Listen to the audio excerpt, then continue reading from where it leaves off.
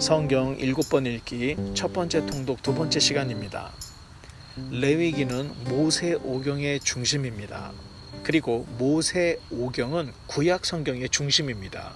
모세오경은 신앙의 대상, 신앙의 방향, 그리고 신앙의 내용을 정확하게 설명해 주고 있습니다. 따라서 모세오경을 모른 채 성경을 읽었다 해도 그것은 성경을 읽었다고 말할 수가 없습니다. 모세오경 이후 12권의 역사서가 나오는데 여호수아, 사사기, 룻기, 사무엘상하, 열왕기상하, 역대상하, 에스라, 느헤미야, 에스더입니다. 구약 성경의 역사서는 모세 이후로부터 바벨론 포로기까지의 역사인데 과연 이스라엘 백성들이 율법의 말씀대로 살아냈느냐 아니냐 여기에 관심이 있습니다. 어떻게 보면 구약 성경의 역사서는 모세오경적 관점으로 기록을 했다 이렇게 볼 수 있습니다. 여호수아서는 여호수아가 이스라엘 백성을 이끌고 가나안 땅을 정복하는 내용이 기록되어 있습니다. 여호수아는 모세의 후임 지도자이고 참 재미있는 것은 여호수아의 헬라식 발음이 예수입니다. 이 여호수아란 이름의 뜻은 여호와께서 구원하신다. 예수님께서 하신 사역과 동일합니다. 비록 하나님께서 아브라함에게 약속하신 모든 땅을 다 차지하지는 못했지만 여호수아가 죽기 전에 이스라엘 11지파에게 땅을 분배해 주는 내용이 여호수아서에 기록되어 있습니다. 땅을 분배받지 못한 지파는 레위 지파입니다. 대신 가나안 땅 중앙에 흐르는 요단강 동편의 3개, 서편의 3개, 도합 6개의 도피성을 포함해서 가나안 전 지역에 48개의 성을 주어 흩어져서 살게 하였습니다. 땅을 주지 않은 이유는 다른 지파들처럼 땅을 경작하며 살라는 이런 의미가 아니라 백성에게 율법의 말씀을 잘 가르쳐 백성이 하나님을 잘 섬기게 하라 이런 의미가 담겨져 있습니다. 잘 가르쳐서 잘 세우면 백성의 11조가 레위인들에게 돌아갔고 레위인들의 11조가 제사장들에게 돌아가도록 되었습니다. 따라서 레위인들이 백성들을 말씀으로 잘 가르쳐 하나님을 경외하여 11조를 잘 내면 제사장과 레위인들은 먹고 사는데 문제가 없지만 백성이 하나님을 떠나면 레위인들은 굶게 되니 부지런히 말씀을 가르치라 이런 의미가 담겨져 있는 것입니다. 그러나 그렇게까지 하나님이 레위인들에게 특별한 사명을 주셨음에도 불구하고 레위인들이 백성을 가르치지 않았습니다. 레위인들의 직무유기가 구약 성경에서 가장 암울한 사사시대로 이어집니다. 사사제도는 자기 사명을 감당하지 않은 레위인들 때문에 어쩔 수 없이 급조된 제도였습니다. 그래서 각 지파에 특별히 선택받은 리더들이 일어났는데 그 리더들이 사사기에 기록되어 있는 사사들입니다. 그 시대가 얼마나 암울했는지 백성이 약속의 땅인 가나안을 떠나 외국으로 떠날 수밖에 없는 비극의 이야기가 담겨져 있고 룻기서에 그러한 내용들이 담겨져 있는 것입니다.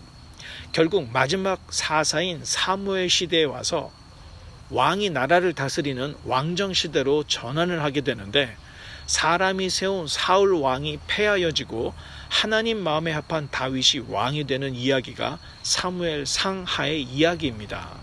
바로 그때 하나님을 잘 섬겨서 복을 받은 자들의 찬송, 간증, 인생론, 찬양의 시들이 터져나와 5권의 성문서인 욥, 시편, 잠언, 전도서, 아가서가 성경에 기록되었습니다.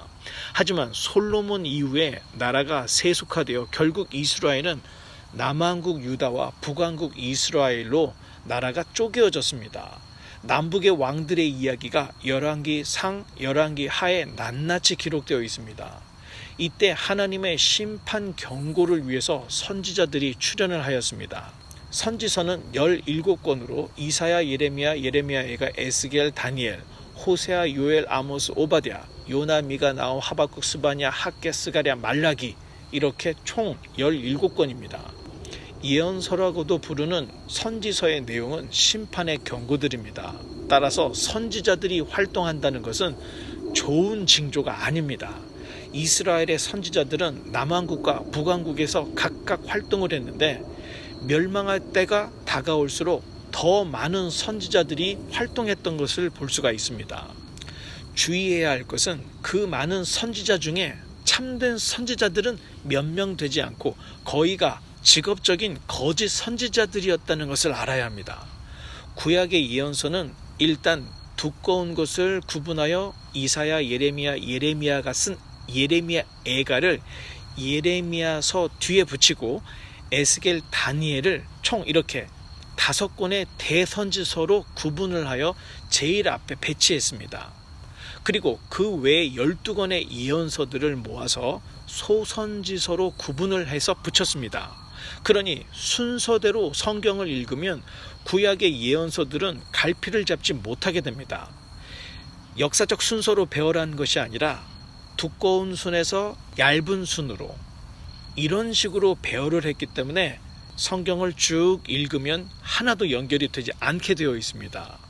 특히 예언서는 역사적 배경을 모르면 읽어도 하나도 이해를 하지 못하게 됩니다.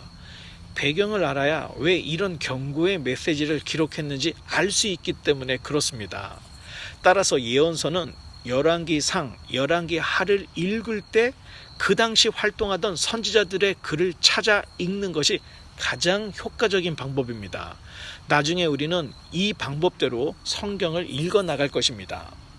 율법의 말씀에서 이탈한 이스라엘의 타락은 남북 분단이라는 경고에도 회복 불능의 상태로 빠지고 말았습니다.